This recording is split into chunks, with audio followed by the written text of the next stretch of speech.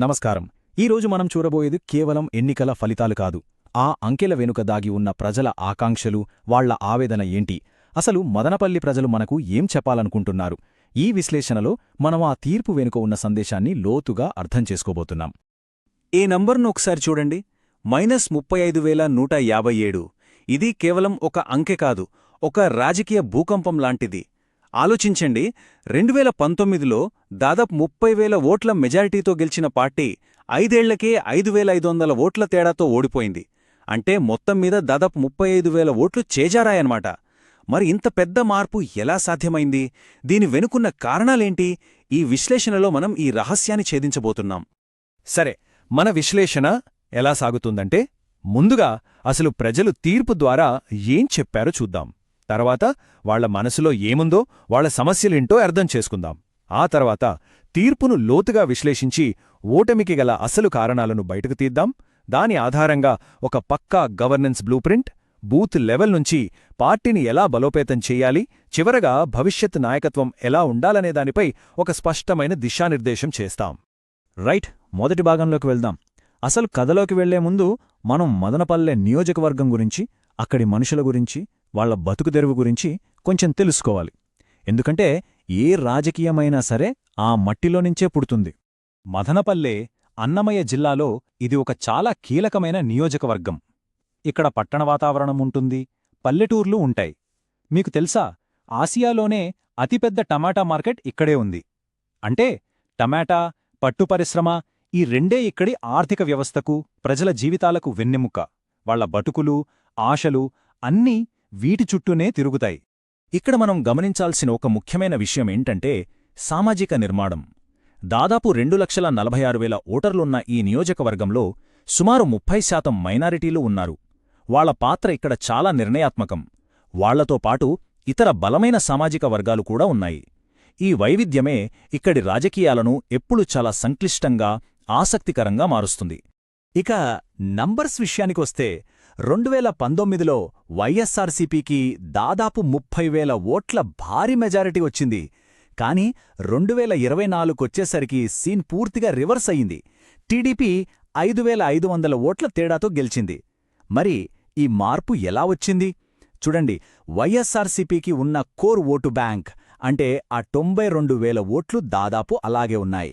కానీ పోలింగ్ శాతం పెరగడం, ప్రతిపక్షాలన్నీ ఒకటి కావడం మరియు తటస్థ ఓటర్లు వ్యతిరేకంగా ఓటు వెయ్యడం, ఇవన్నీ కలిసి ఫలితాన్ని పూర్తిగా మార్చేశాయి. సరే, ఇప్పటిదాకా ఏం జరిగిందో చూశాం. ఇప్పుడు అసలు విషయానికొద్దాం. ఎందుకు జరిగింది? ఈ గణాంకాలను కాసేపు పక్కన పెట్టి నేరుగా ప్రజల గొంతు విందాం. క్షేత్రస్థాయిలో వాళ్ల అసంతృప్తికి కారణాలేంటి? వాళ్లేం కోరుకుంటున్నారు? ఈ పట్టిక చూస్తే మనకు క్లియర్గా అర్థమవుతోంది. మదనపల్లి టౌన్లో ఒక రకమైన సమస్య. జిల్లా హెడ్ క్వార్టర్స్ మార్చారని, ఉద్యోగాల్లేవని బాధ. అదే రామసముద్రం, నిమ్మనపల్లి లాంటి మండలాల్లో రైతుల గోల వేరే ఉంది. గిట్టుబాటు ధరల్లేవని, సాగునీటి సమస్యల్ని. చూశారా, ఒక్కో ప్రాంతంలో ఒక్కో సమస్య. కాని ఈ సమస్యలన్నీ కలిసి ఒకే పెద్ద అసంతృప్తిగా మారాయి. ఈ మాట వినండి. ఇది ఎవరో ఒకరు అన్న మాట కాదు. ఇది మదనపల్లి యువతరం మొత్తం అడుగుతున్న ప్రశ్న. సంక్షేమ పథకాలు ప్రజలకు చేరాయి, అందులో ఎలాంటి సందేహం లేదు. కానీ అదొక్కటే తమ భవిష్యత్తుకు భరోసా ఇవ్వదని ముఖ్యంగా యువత బలంగా నమ్మింది. వాళ్లకు కావాల్సింది ఉద్యోగాలు, అవకాశాలు, అభివృద్ధి. సంక్షేమానికి, ఆకాంక్షలకు మధ్య ఉన్న ఈ గ్యాప్ చాలా పెద్దదే. ఇది కేవలం ఒక పరిపాలనా నిర్ణయం కాదు. ఇది ప్రజల మనోభావాలకు సంబంధించిన విషయం.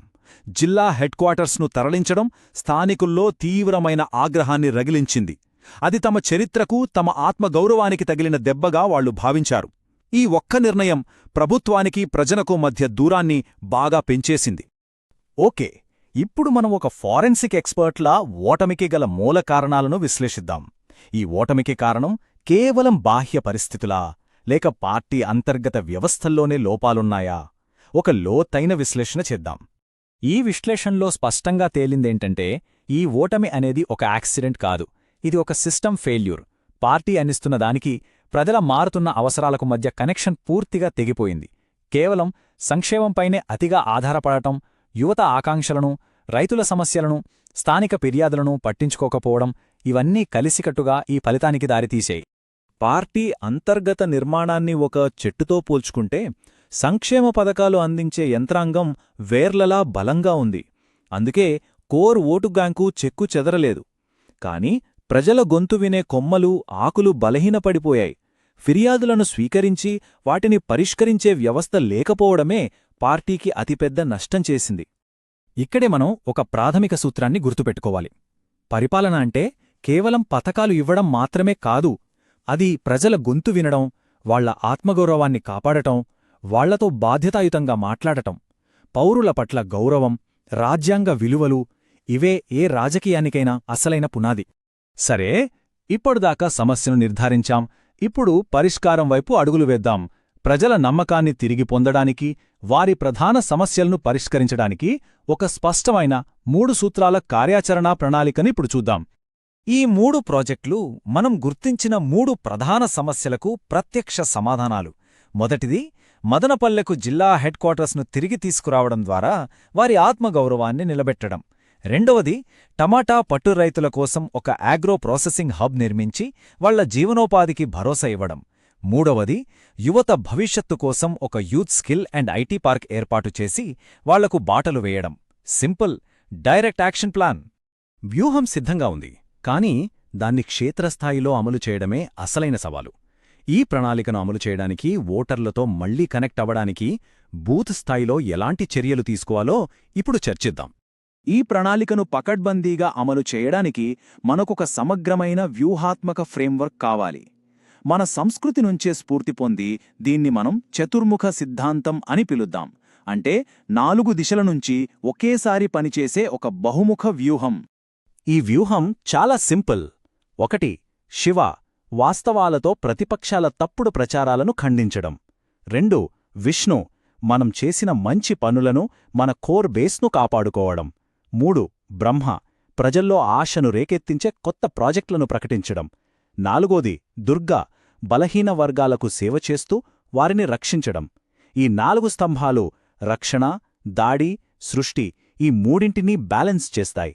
ప్రజల నమ్మకాన్ని పునర్నిర్మించే ఈ ప్రాసెస్లో మనం ఒక ముఖ్యమైన విలువను పాటించాలి. ఓటర్ల సమాచారమనేది మన దగ్గర ఉన్న ఒక పవిత్రమైన నమ్మకం. భారతదేశ చట్టాల ప్రకారం వాళ్ల అనుమతితో ఒక నిర్దిష్ట ప్రయోజనం కోసం మాత్రమే ఆ సమాచారాన్ని ఉపయోగించాలి. వాళ్ల గోప్యతను గౌరవించినప్పుడే మనం వాళ్ల నమ్మకాన్ని తిరిగి పొందగలం. ఇప్పుడు మనం చివరి అత్యంత కీలకమైన సిఫార్సుకు వస్తున్నాం. ఇది నాయకత్వానికి సంబంధించినది. సంస్కరణలకు నిజమైన నిబద్ధతను చూపించాలంటే ఒక ప్రతీకాత్మకమైన మార్పు అవసరం. ఇది మనల్ని మనం వేసుకోవాల్సిన చాలా కఠినమైన ప్రశ్న. ఒక అద్భుతమైన ప్లాన్ రూపొందించవచ్చు, కాని దాన్ని ప్రజల్లోకి తీసుకువెళ్లి వారిలో నమ్మకాన్ని కలిగించే సరైన నాయకుడు లేకుండా ఆ ప్లాన్ విజయవంతం అవుతుందా? ప్రస్తుత నాయకత్వం ప్రజల్లో ఉన్న తీవ్ర వ్యతిరేకతను అధిగమించగలదా? ఈ విశ్లేషణ నుంచి వచ్చిన డేటా చాలా స్పష్టంగా ఒక విషయాన్ని చెప్తుంది. ఒక కొత్త ప్రారంభాన్ని సూచించడానికి, ప్రజల నమ్మకాన్ని తిరిగి సంపాదించడానికి ఒక కొత్త అభ్యర్థి అవసరం. ఆ వ్యక్తి స్థానికంగా గౌరవం ఉన్న నిపుణుడు, ఒక యువ నాయకుడు లేదా ఒక రైతు ప్రతినిధి కావచ్చు. అప్పుడే ఈ కొత్త బ్లూప్రింట్కు విశ్వసనీయత వస్తుంది. కాబట్టి మనం నేర్చుకోవాల్సిన ప్రధాన పాఠమిదే. విజయమనేది కేవలం ఆకర్షణీయమైన నినాదాలతో రాదు. అది సేవ, వినయం మరియు ప్రజల అవసరాలపై నిరంతర దృష్టి పెట్టడం ద్వారా మాత్రమే వస్తుంది. మదనపల్లి తీర్పు మనకందిస్తున్న సందేశమిదే. ప్రజల గొంతు వినడం, వారి అవసరాలను తీర్చడం, అదే నిజమైన రాజకీయం, అదే ముందుకు సాగే మార్గం. మీరు ప్రజలకు సేవ చేసే నాయకుడిగా ఎదగాలనుకుంటే, మీ నియోజకవర్గాన్ని అభివృద్ధి చేయాలనుకుంటే blueprintstrategies.ai ని సంప్రదించండి. mgr@blueprintstrategies.ai కి ఈమెయిల్ చేయండి లేదా 08840416002కి కాల్ చేయండి. Purpose beyond politics.